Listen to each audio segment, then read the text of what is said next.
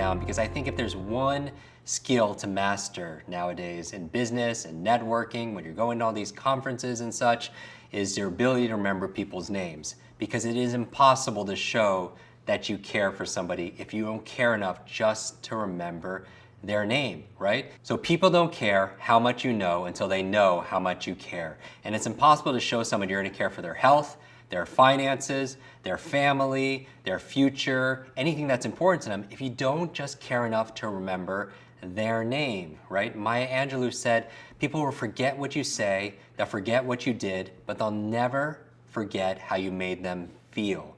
And a name's the sweetest sound to a person's ears. And so many people tell me they're so embarrassed, they're so forgetful, they feel so bad when they have to ask for a person's name 2, 3, 4 times. And so let's fix that. Let's fix this forgetfulness right now. I'm going to teach you a method on how to remember the names and faces of almost every single person that you meet. And that's extraordinary, right? And so we want to take you from zero to memory hero during this lesson. So let's get started. First of all, I want you to remember mom. We covered this earlier, we covered mom, but I want you to just remember motivation, observation, and mechanics. The motivation is wanting to remember a person's name. So ask yourself, why do I want to remember this person's name? Because if you don't come up with one reason, you're not going to remember that person's name. Come up with 1 or 2 reasons. I want to practice these techniques. I want to show the person respect. I want to make a new friend. I want to do some business. A couple of reasons will help elevate your motivation and you're more likely to remember it. The O is just observation. It's not your retention, it's your attention. Pay attention.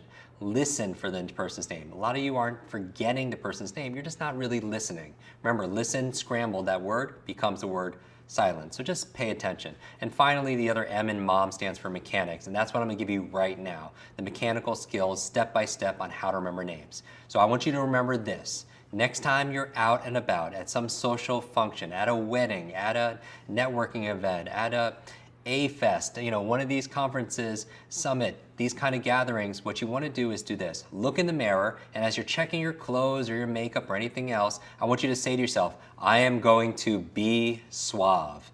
Be suave. Remember, be suave. And this is what it stands for.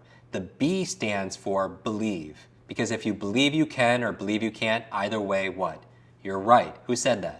Henry Ford said that, right? That's the power of a belief. So you want to eliminate the negative self-talk. Every time you say, I'm not going to remember names or my memory is so horrible, you don't want to say that. Replace it with something more empowering. The E in Be Suave stands for exercise. And I don't mean physical exercise, although we talked about people who are more physically active will do better at mental acuity tests, they have better focus, and they'll have a better memory. Because anything good for your heart is going to be good for your head. But I mean practice when I say exercise. Practice makes progress, practice makes permanent, right? And so you want to be able to practice what you're about to learn. Now, suave, this is the actual technique. When you meet somebody, the first thing I want you to do is the S, and you say the person's name. You meet someone named Ted, and you say, Ted, it's nice to meet you, right? So it's, hi, my name is Ted, and you say, Ted, it's nice to meet you. How many times did you hear it? You heard it twice. Once from the person, once when you repeated it. The other reason why I ask you to say it is because I want to make sure, going back to the O in mom, that you observed it correctly. You don't want to have a 20-minute conversation with Ted and say goodbye, Ed, right? Because you want to get corrected right at the beginning. The U in suave stands for use the name. Use the name in the conversation. But notice it's use, it's not abuse, right? You want to put an A and a B in front of it, that would be abuse. An abuse would be, Ted, it's great to meet you. Ted, you want to grab some lunch. Ted, what do you want to cover today? Ted, Ted, Ted. That's an abuse. But you want to use it 3 or 4 times in the context of the conversation. The A in suave stands for ask. Because what's everyone's favorite subject? It's not travel, it's not food, it's not entrepreneurship. What is it? It's themselves, right? Remember, the name is the sweetest sound to a person's ears. The ask is really good also when you meet somebody and their name is a little bit different than what you're used to. Maybe you're hearing a name for the first time, so you could ask about a person's name. What can you ask about a person's name? How do you spell it? Where is it from? Who are you named after? Are you related to this person, right? Does it mean something in another language? You could ask all these probing questions. And remember, people don't care how much you know until they know how much you care. And asking about a name is so important. And I remember I was doing this training at the country's largest life insurance company. And it was about 100 people in the room, and the training director's name was Nankita. Nankita. And I was like, wow, that's a beautiful name. Where is it from? How do you spell it? And I said, what does it mean? And she paused. I was like, Nankita, what does it mean? And she looked at her coworkers and she said, it means graceful falling waters. And I was like, wow, that's really beautiful. And notice how her coworkers were reacting when she said that. I said, Nankita, how long have you worked here? She's like, 4 or 5 years. She was like, with people here? She's like, yeah, a lot of the people are my friends. They were at my wedding. And I asked the audience, I said, how many people in this room knew that's what her name meant? And out of 100 plus people, how many people raised their hand? Zero.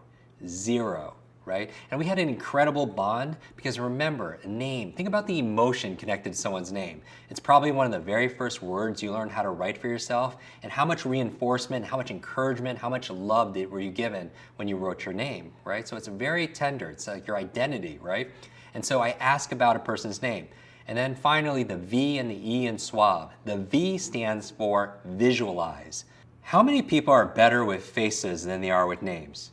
It's like everybody, right? You go to someone and you say, you know, I remember your face, but I forgot your name. You never go to someone and say the opposite. You never go to someone and say, hey, I remember your name, but I forgot your face. You don't say that, right? Because you tend to remember what you see. There's a Chinese proverb that goes, what I hear, I forget. What I see, I remember. What I do, I understand. What I hear, I forget. I heard the name, forgot the name. What I see, I remember. I saw their face, I remember their face. What I do, I understand. Going back to exercise and practice. Practice makes progress, right? So what do you do when you want to visualize someone's name? It's simple. All you do is when you receive the name, turn that name into a picture. Turn into a picture, because we remember what we see. And if you tend to remember what you see, then just see what you want to remember inside. So, for example, if a person's name is Mary, when I say the word Mary, what can remind you of the word Mary? Mary, someone getting married, right? Imagine you're meeting Mary for the first time, and just imagine she's in a wedding dress and you're getting married, right? And would you remember that? Of course you would. And so when you say goodbye to Mary later on, you'll remember that too. Maybe it's not a wedding dress, maybe Mary had a little lamb. So imagine meeting Mary for the first time and she's getting punch at the punch bowl and she has 2 arms, underneath her arms are 2 lambs. Mary had a little lamb, she has 2 lambs underneath her arms, and you're like, well, that's so childish. Who are the fastest learners on the planet? Children. And children make fun of names, right? They'll take someone's name and they'll repeat it and they'll rhyme it, they'll do all these things. That's how children learn names, right? They're fast learners. And so I would say, remember Mary had a little lamb. When you say goodbye to her, oh, what was she doing? She was holding those lambs. What's her name? Her name is Mary. If a person's name is Mark, what can you picture? Person is Mark. Just imagine you're putting a little check mark on their forehead. Mark introduces themselves and you just put a little check mark on his forehead. That reminds you, and by the way, this is in the privacy of where? This is in the privacy of your own mind. You're not sharing this with Mark, right? Just a little check mark. And you wouldn't do that. And if it makes you laugh or something like that, that's why you remember it. Now, by the way, when you're out and about, I don't see everything like lambs and check marks and everything else like that. What happens is after you remember the person's name, then the picture disappears. But I ask you to do this method, this visualization method, because it overcomes what I call the 6-second syndrome. 6-second syndrome is this. Somebody gives you their names. You have 6 seconds to do something with that name, otherwise what happened? It'll just disappear.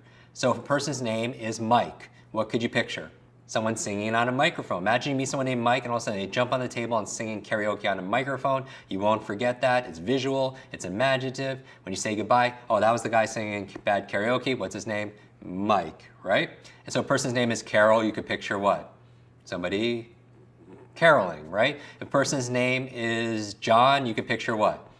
whatever you picture. So the idea here is visual, you make a picture of it, put it on the person. And finally, the E in BSWAB stands for end. What does that mean? That means saying goodbye, ending the conversation using their name. Right? Ted, it's nice to meet you. John, have a great day. This is what it does, because if you could walk into a room and meet 20 strangers and leave saying goodbye to every single one of them by name, who are they all going to remember? They're all going to remember you, and that's a standout skill. Okay, so here's your quick review. Remember MOM and BSWAB. Motivation, observation, mechanics. And what's the BSWAB? B stands for what? Say it out loud. Believe. Believe you can, believe you can't. Either way, you're right. The E is exercise, practice, because practice makes what? Practice makes progress. The S in SWAB stands for say the name. You say the name when you hear it. The U in suave is you use it 3 or 4 times in the conversation. The A in suave is ask. Everyone loves being asked about themselves. It's their favorite subject. How do you spell it? Where is it from? What does it mean? Ask about a person's name. The V stands for visualize. We tend to remember what we see, then try seeing what you want to remember. Take a name like David. For me, David, I use a slingshot. I just hit the person, David, in the eyes with a slingshot in the privacy of my own mind, in my imagination, not in reality. Why do I use a slingshot for David? David and Goliath. For Bob, I use apples. Bobbing for what? Apples, right? You can come up with so many. And that's going to be your homework. Finally, the E stands for end. You end the conversation using their name. So what's your homework assignment? Really simple. I want you to practice taking names and turning them into a picture. Now, the best way I can imagine doing this is go online for your country and look at the top names for your census, right? Maybe it's the top baby names, maybe it's the top male names, female names. And what I want you to do is practice taking each name and turn it into a picture. And here's the really smart thing. When you do that, for example, in the United States, if I take the top 100 names as males, if I come up with a picture for every single one of them, like, John is a toilet, and David is a slingshot, and Bob is apples. If I do the first 100 names, I have pictures for 60% of the male population in the United States. If I do it for females in the United States, for example, the top 100 female names, I'll actually have 40% of the US population already done. And so what I want you to do is go online for your country, come up with the top 100 names that are most used, and you might as well practice with them because those are the most used names. Practice turning them into pictures. So what I want you to do is when you have those list of names is sharing and teach it to other people, because when you teach something, you get to learn it twice. So go into our community and share it with the tribe. Find your favorite names in your country and practice and share with everybody what your word pictures are for those names.